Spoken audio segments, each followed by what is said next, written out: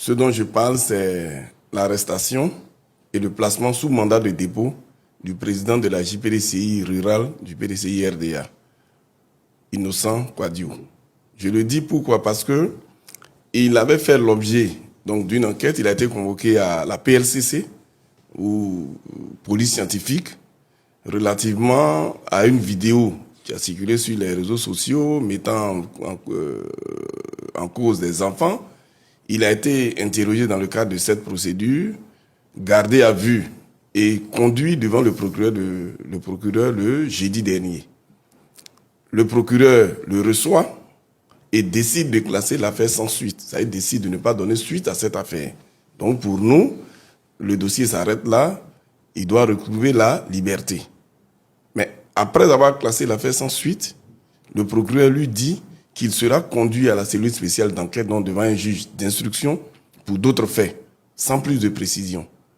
Il est conduit donc effectivement au 9e cabinet d'instruction du tribunal de première instance d'Abidjan Plateau, et en ce lieu, ce magistrat l'inculpe dans le cadre de l'information judiciaire ouverte depuis le 30 octobre 2020 relativement à l'élection présidentielle d'octobre 2020.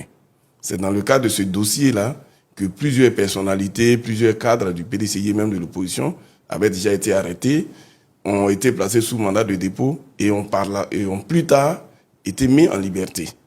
Et aujourd'hui, donc en 2025, c'est-à-dire 5 ans plus tard, le président de la JPDCI rurale, qui était en Côte d'Ivoire en permanence, qui n'a jamais fait l'objet d'un mandat d'arrêt, d'un avis de recherche, rien du tout, on le prend et dans le cadre de cette procédure, aujourd'hui, il se retrouve sous mandat de dépôt, il est à la maison d'arrêt pour des faits qui se sont passés en 2020 et nous sommes en 2025. Pour moi, c'est un précédent. J'en parle parce que c'est un précédent dangereux.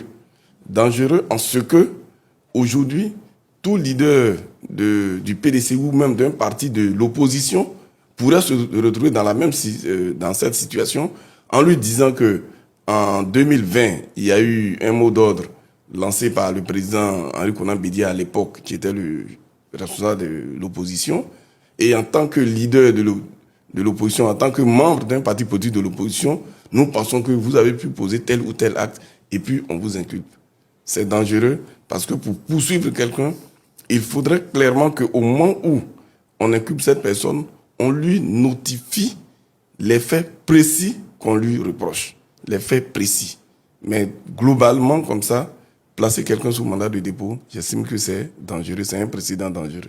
Excusez-moi, mais en tant que défenseur des droits de l'homme, je voudrais juste placer une sur cette affaire. Vous voyez, quand nous disons que nous sommes tous en danger, actuellement, dans la Côte d'Ivoire d'aujourd'hui, puisque nous allons parler des libertés et tout cela, excusez-moi, mais c'est extrêmement grave. Souvent, il nous est arrivé de dire que la Côte d'Ivoire est un peu comme une prison à ciel ouvert, quoi. Nous sommes tous en sursis. C'est-à-dire que, moi qui vous parle, je suis sous contrôle judiciaire, toujours dans le même cadre de cette affaire de 2020.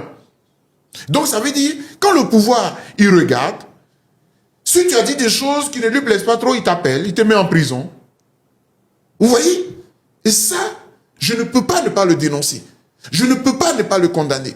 Parce que vous voyez, dans l'état de droit là, si la justice ne nous protège pas, si la justice est d'un camp, nous sommes mal barrés, quoi.